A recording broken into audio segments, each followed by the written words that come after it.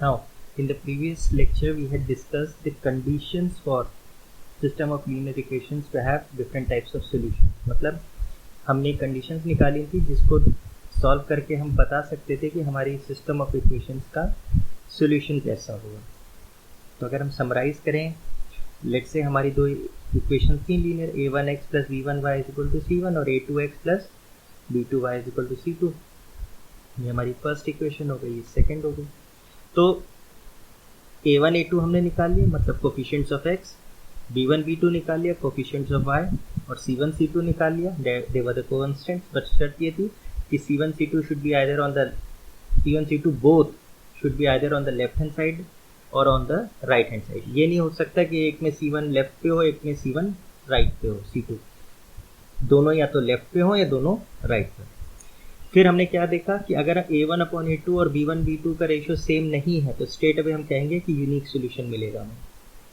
इसी तरह अगर a1 upon a2 b1 upon b2 c1 c2 तीनों रेशियो सेम आए तो हम कहेंगे हमारी इक्वेशंस का सॉल्यूशन क्या होगा, इनफाइनाइटली मैनी सॉल्यूशंस देंगी.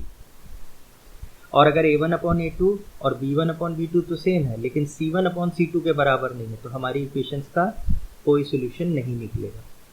ऑब्वियसली अगर एक सॉल्यूशन मिलेगा या एक से ज़्यादा सॉल्यूशन मिलेगा तो हमारी इक्वेशंस क्या कहलाएंगी, consistent system of linear equations. तो अगर वो कहे कि consistent system of linear equations है तो या तो आप ये कंडीशन यूज़ करोगे या ये करोगे. मतलब अगर कंसिस्टेंट खाली कह के रुक जाएगा तो आप ये दोनों कंडीशंस यूज़ कर सकते हैं.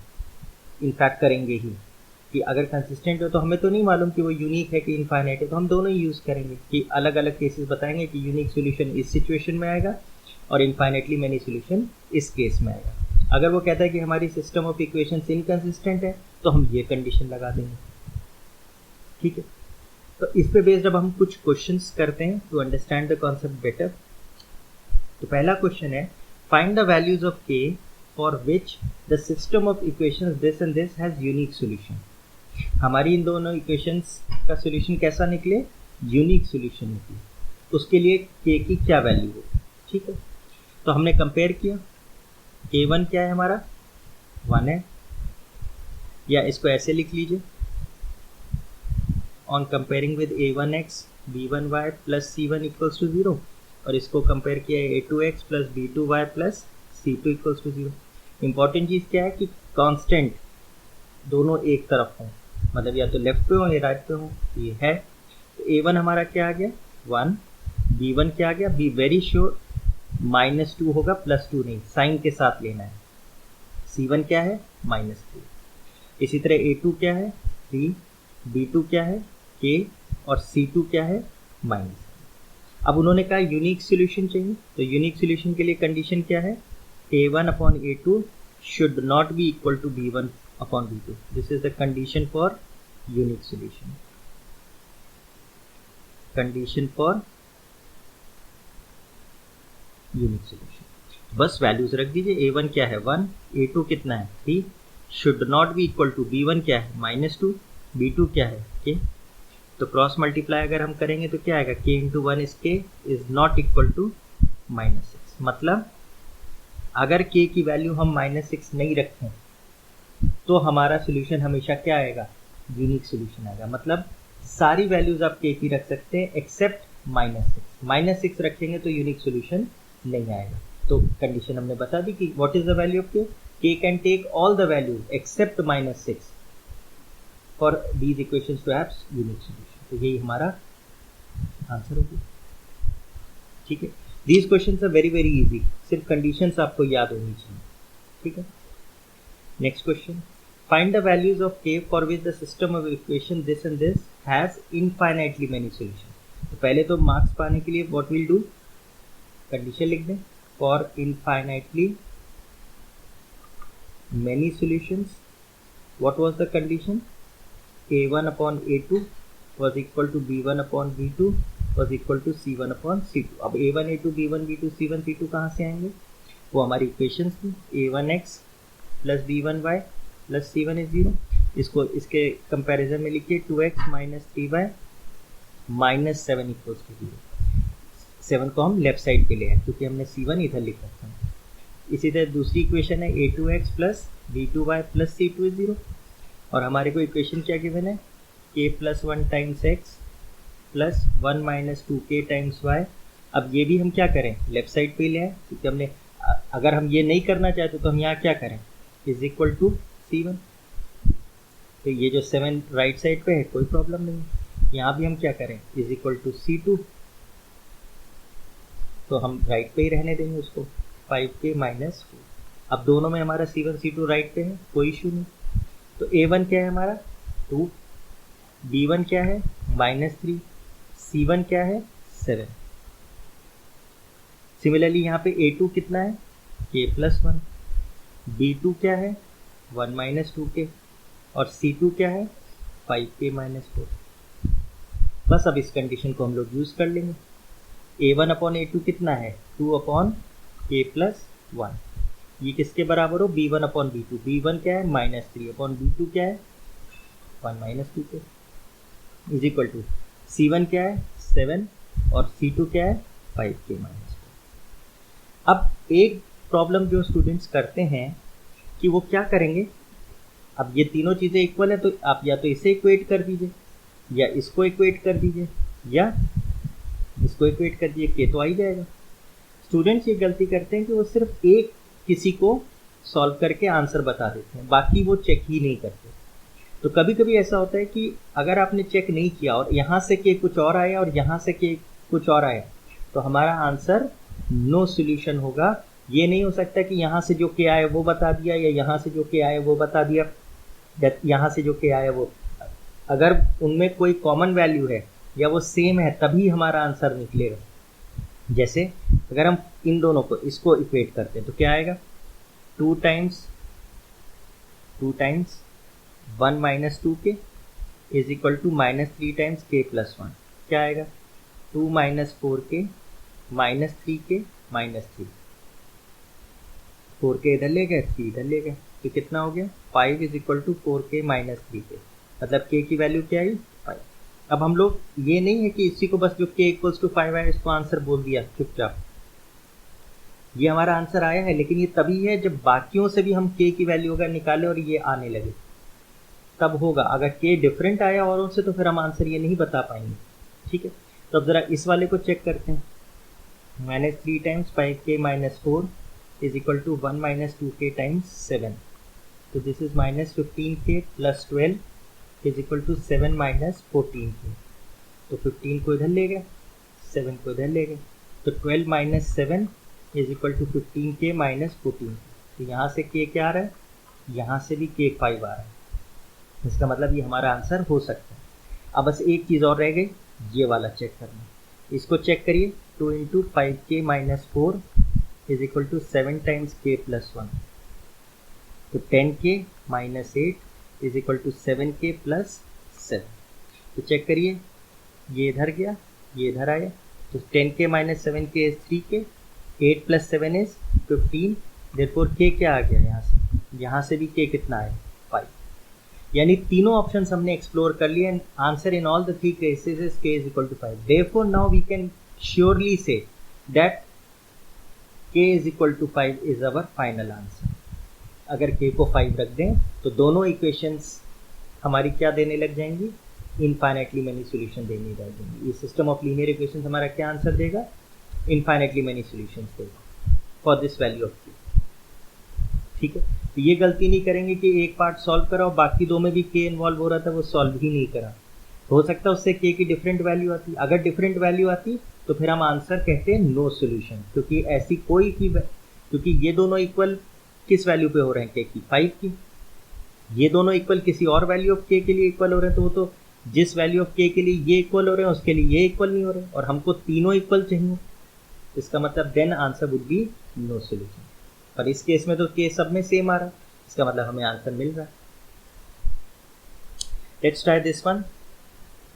उसने कहा find the value of k for which the system of equations has infinitely many solutions. तो अभी हम लोग कर चुके हैं, जल्दी से इक्वेट करें। k plus 1 times y is equal to 5। Compare कीजिए a1x b1y is equal to c1 और दूसरी वैल्यू है k plus 1 times x 9y। अब देखिए यहाँ पे c क्या है राइट साइड पे, यहाँ c क्या है लेफ्ट साइड पे, तो इसको हम राइट साइड पे ट्रांसफर कर दें तो क्या हो जाएगा 8k माइनस 1। अब हम कंपेयर करेंगे a2x plus b2y is equal to c2। अच्छा, condition for infinitely many solution क्या होगा?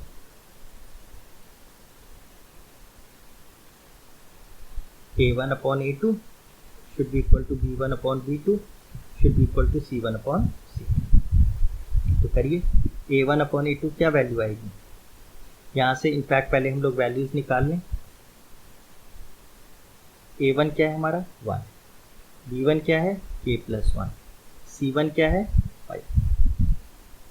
यहाँ पे क्या है a2 is k plus 1, b2 क्या है 9, c2 क्या है 8k minus 1। Be very sure when taking c1 and c2 they should be either on the right side both of them or on the left side।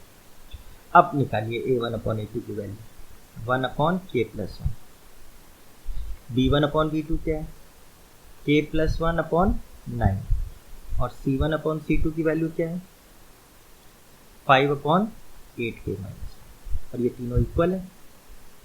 1 upon k plus 1 is equal to k plus 1 upon 9 is equal to 5 upon 8k minus 1। As we had done before, इसमें भी हम तीनों cases explore करेंगे। इसको equate करके देखेंगे, इसको equate करके देखेंगे और इसको इक्वेट करके देखेंगे और तीनों से अगर हमें सेम वैल्यू या कॉमन वैल्यू मिलेगी k की, वही आंसर माना जाएगा। तो पहले इसको चेक करते हैं। Let's say we check this one. तो 1 upon k plus 1 is equal to k plus 1 upon 9। Cross multiply कीजिए तो k प्लस 1 का whole square is equal to 9। Square root ले लें तो क्या होगा k plus 1 is equal to plus minus 3। तो k प्लस 1 को एक बार 3 के बराबर रखा तो k क्या आया 2 और एक बार k प्लस 1 को माइनस 3 के बराबर रखा तो k क्या आया माइनस 4। तो यहाँ से हमको k की कितनी वैल्यूज मिली 2 मिली। क्या मतलब हुआ कि k को या तो 2 रखें या माइनस 4 रखें तो ये दोनों टर्म्स इक्वल हो जाएंगे। अब जरा इन दोनों को चेक करते हैं। ये वाला case k plus 1 upon 9 is 5 upon 8k minus 1। Cross multiply कीजिए k plus 1 times 8k minus 1 is equal to 45। ये आएगा 8k स्क्वायर माइनस k और plus 8k plus 7k minus 1 minus 45 equals to 0। तो 8k square plus 7k minus 46 is equal to 0। अब इसके हमें roots निकालने हैं। तो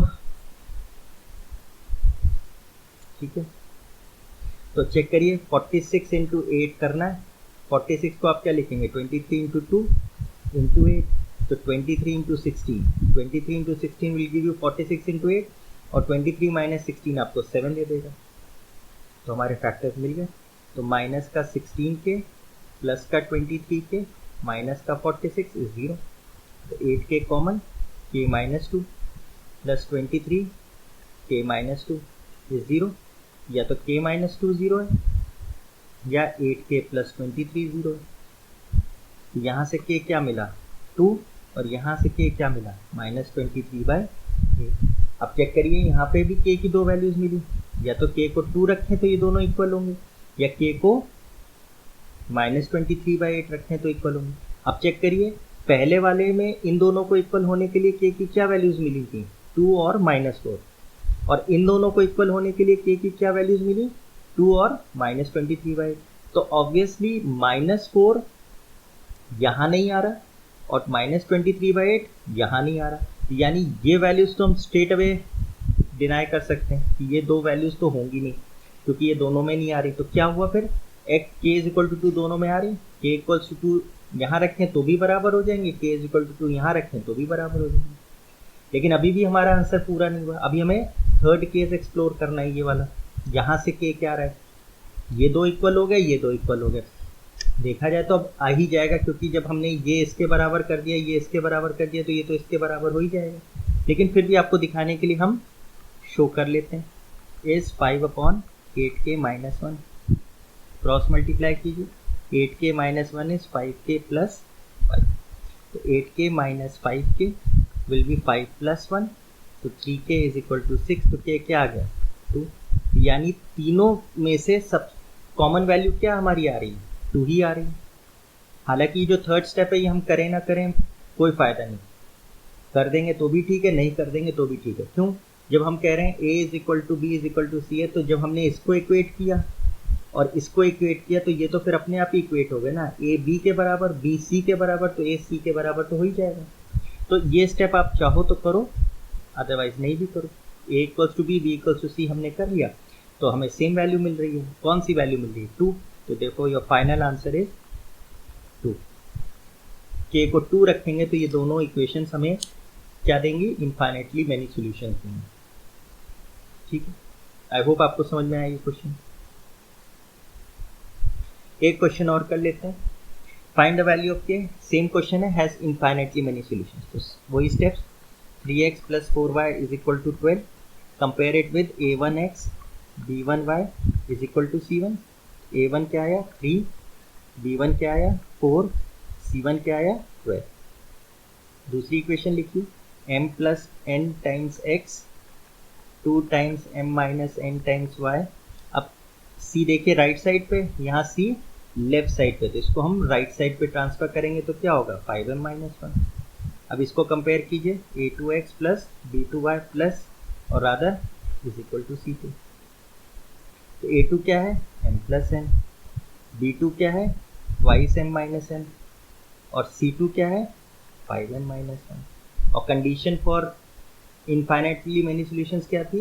a1/a2 should be equal to b1/b2 should be equal to c1/c2. This was the condition for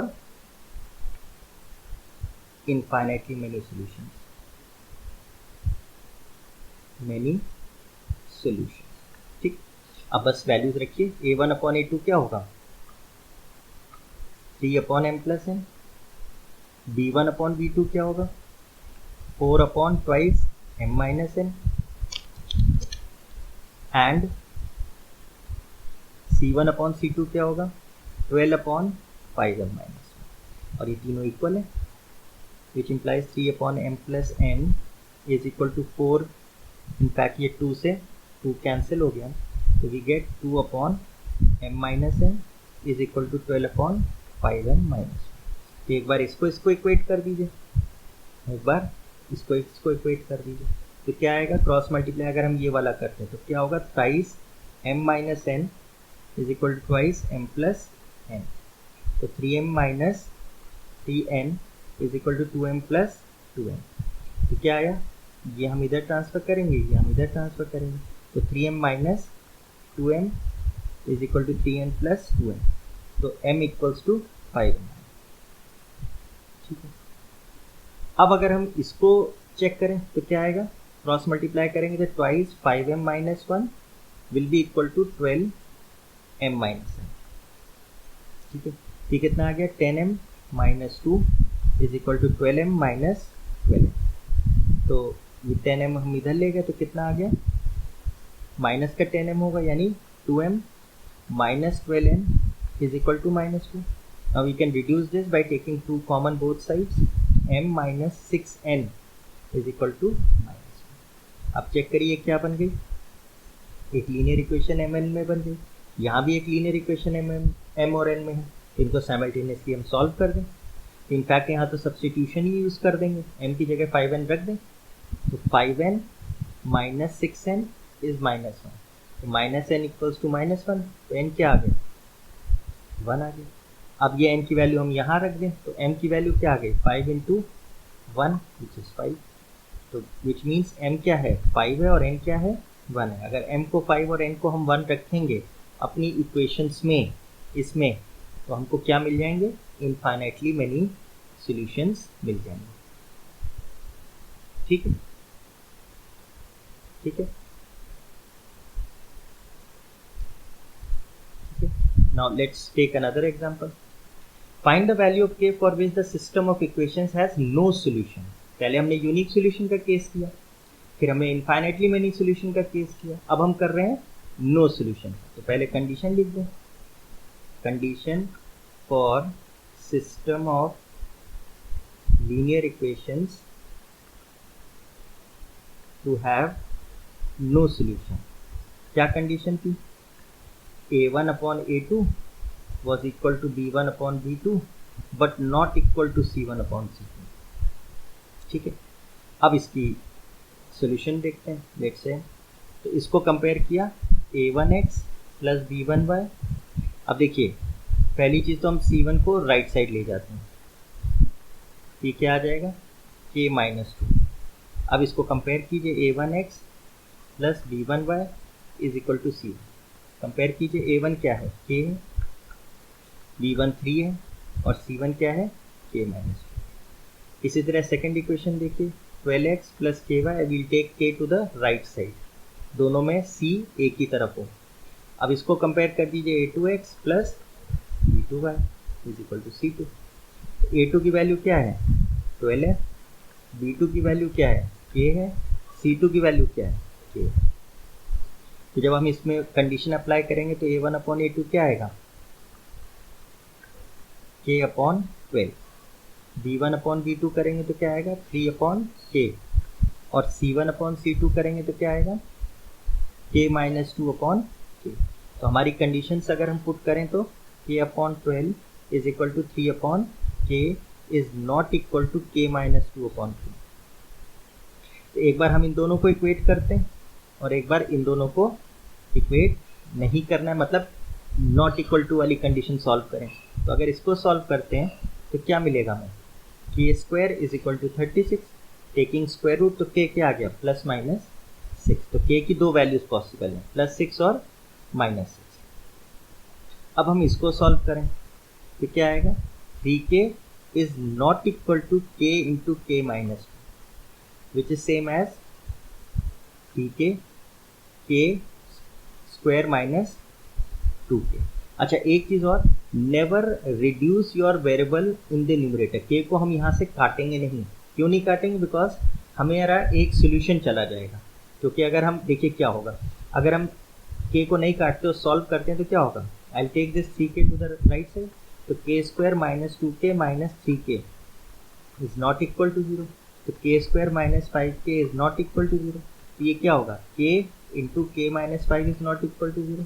इसका मतलब क्या है k 0 नहीं है या k5 0 नहीं है, सॉरी k5 नहीं है। तो इसका मतलब वो कह रहा है x की क्या वैल्यू हो, सॉरी k की क्या वैल्यू हो कि ये सॉल्यूशन ना मिले। तो फिर क्या हो, k की वैल्यू 0 और 5 नहीं होनी चाहिए पहली चीज़, और क्या होनी चाहिए +-6 हो सकती है। अब +-6 हो सकती है, वो ना 0 है ना 5 है, तो k की क्या वैल्यू हो जिससे हमें नो सॉल्यूशन मिले +-6। ठीक है, इसको आप ऐसे भी समझ सकते हैं कि आप कह रहे हैं कि आपकी ये कंडीशन आई थी कि मतलब लेट्स यूज, जैसे ये कह रहा है k इंटू k-5 क्या नहीं आना चाहिए 0 नहीं आना चाहिए। तो यहाँ से k क्या कह रहा है, k की वैल्यू क्या हो 6 हो या -6 हो। तो ये 6 और -6 हम यहाँ रख के देख लेते हैं। अगर k की वैल्यू 6 रखने पे 0 नहीं आया यानी k is equal to 6 acceptable है हमें। इसी तरह k को -6 यहाँ रखें और ये 0 नहीं आया तो ये वैल्यू एक्सेप्टेबल है हमें, k इज इक्वल टू -6 मतलब हमें नो सॉल्यूशन मिल जाएगा। तो लेट्स से केस 1 हमने k को क्या रखा 6, तो क्या आएगा 6 इंटू 6 माइनस 5, तो 6 इंटू 1 क्या आ रहा है 6 which is not equal to 0, बिल्कुल सही आ रहा है, यानी k इज इक्वल टू 6 हमारा आंसर होगा। इसी तरह केस 2 क्या है, हम k को क्या रख के देखें -6, तो -6 इंटू -6 माइनस 5, तो -6 इंटू -11, ये तो 66 आ रहा है and this is not equal to 0, और हमें नॉट इक्वल टू 0 ही चाहिए था, तो वो किस वैल्यू पे हुआ -6 पे हुआ, यानी k इज इक्वल टू 6 और -6 दोनों हमें एक्सेप्टेबल है, इन वैल्यूज पे हमें नो सॉल्यूशन मिल जाएगा। ठीक है, let's take one more question. उसने कहा find the value of k for which this system has no solution. तो अगेन वही चीज़ करते हैं, पहले तो इसको कांस्टेंट को हम राइट साइड ले जाएं जिससे कि एक यूनिफॉर्मिटी बनी रहे। कंपेयर कीजिए a1x plus b1y is equal to c1। a1 कितना है 3k प्लस 1, b1 क्या है 3 है, c1 क्या है 2।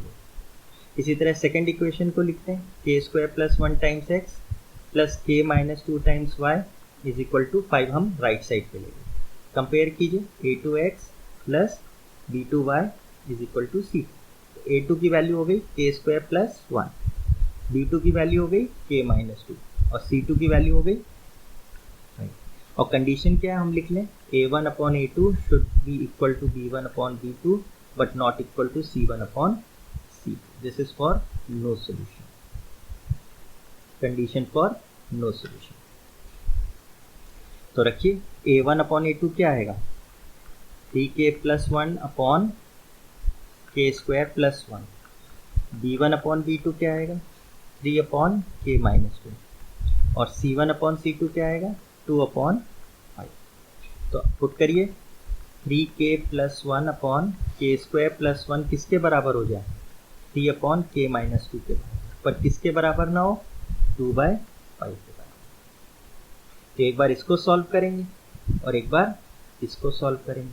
तो पहले इसको सॉल्व करते हैं तो क्या आएगा, क्रॉस मल्टीप्लाई पे 15 is equal to 2k not equal to 4। तो 4 इधर ले आए तो 19 is not equal to 2k, देखो k is not equal to 19/2, मतलब k की वैल्यू 19/2 नहीं होनी चाहिए।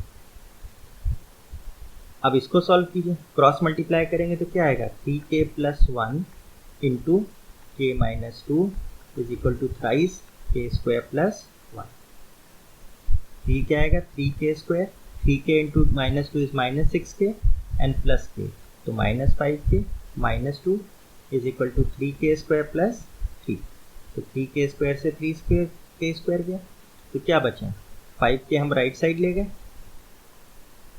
3 हम इधर ले गए, तो -2 -3, तो 5k इज -5, तो k कितना आ गया, -1।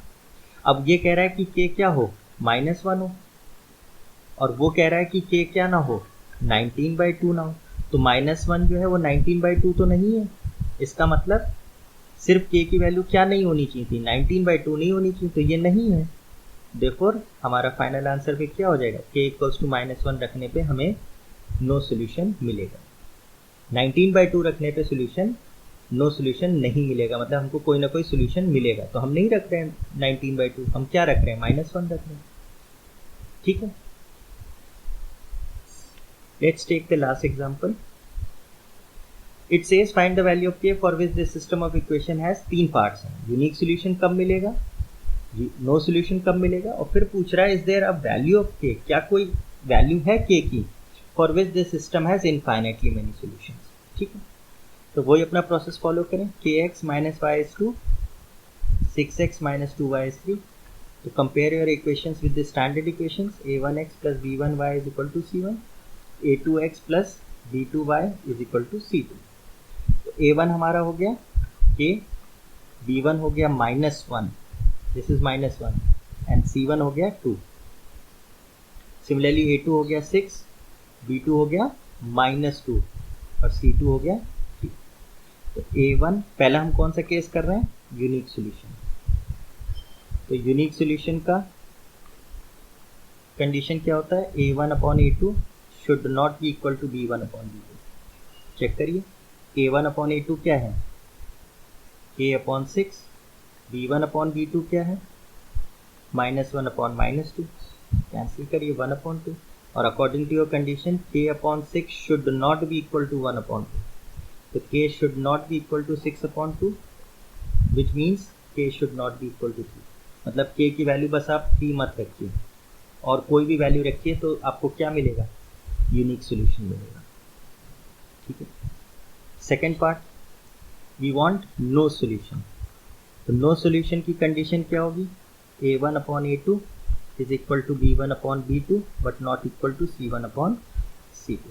a1 अपॉन a2 क्या है, k/6 है, b1 अपॉन b2 क्या है, 1 अपॉन 2 है, not equal to c1 upon c2 क्या है, 2 अपॉन 3। तो चेक करिए 1 अपॉन 2 और 2 अपॉन 3 तो वैसे ही इक्वल नहीं है, ये तो बिल्कुल सही चीज़ है, ये कंडीशन तो होल्ड कर रही है। बस और चीज़ क्या होल्ड कर जाए, ये दोनों इक्वल हो जाए। तो k upon 6 should be equal to 1 upon 2, 2 1 जा 2 3 था, मतलब k क्या आ जाए 3। तो k की वैल्यू अगर 3 आ जाएगी तो हमें कोई सोल्यूशन नहीं मिलेगा, और k अगर 3 नहीं आएगी तो हमको सोल्यूशन ज़रूर मिलेगा, इनफैक्ट यूनिक सोल्यूशन मिलेगा। अब उसने कहा कि क्या कोई k की ऐसी वैल्यू है जिसको रखने पे हमें इनफाइनाइट सॉल्यूशंस मिल जाएं। ठीक है, तो थर्ड पार्ट क्या है, इनफाइनाइट सॉल्यूशन की कंडीशन। हम इनफाइनाइट सॉल्यूशन चाहते हैं तो क्या होगा, a1 upon a2 should be equal to b1 upon b2 should be equal to c1 upon c2। a1 upon a2 क्या था, k upon 6, b1 upon b2 क्या था, 1 अपॉन 2, और c1 अपॉन c2 क्या था, 2 अपॉन 3। अब चेक करिए, ये दो तो हम इक्वल करके k निकाल सकते हैं, लेकिन यहाँ तो ये कभी इक्वल नहीं हो सकते, बिकॉज 1 अपॉन 2 और 2/3 तो they are never equal, can never be equal. ये तो इक्वल हो ही नहीं सकते क्योंकि तो वैल्यूज हैं, इसमें तो k कहीं आ ही नहीं रहा। 1 अपॉन 2 0.5 होता है, ये 0.67, ये तो कभी इक्वल हो ही नहीं सकते। तो जब ये इक्वल हो ही नहीं सकते तो ये इक्वल हम कर भी दें तो ये तो इक्वल हुए ही नहीं। It means no, there is no value of k for which system of equations have infinite solutions। क्योंकि k आप यहां से निकाल लोगे k3 आएगा, लेकिन k3 रख देने से थोड़ा ये इनफाइनाइट हो जाएगा, क्योंकि ये भी तो इक्वल होने चाहिए थे, ये कभी इक्वल हो ही नहीं सकते। तो ये जब इक्वल कभी हो ही नहीं सकते तो फिर आप k को वैल्यू निकाल भी लो तो क्या होगा, दोनों कंडीशंस मैच करनी चाहिए, ये भी इक्वल होना चाहिए, ये भी इक्वल होना चाहिए। ये कभी इक्वल होएगा ही नहीं, तो k आप कुछ भी निकाल लो वो इनफाइनाइट सॉल्यूशन नहीं देंगे। ठीक है, तो this was all about questions regarding solvability of linear equations. ये कंडीशन, और इस पे क्वेश्चंस जरूर आपको मिलेंगे बोर्ड्स में, डेफिनेटली मिलेंगे इस कॉन्सेप्ट पे। ठीक है, तो I hope you have understood the concept.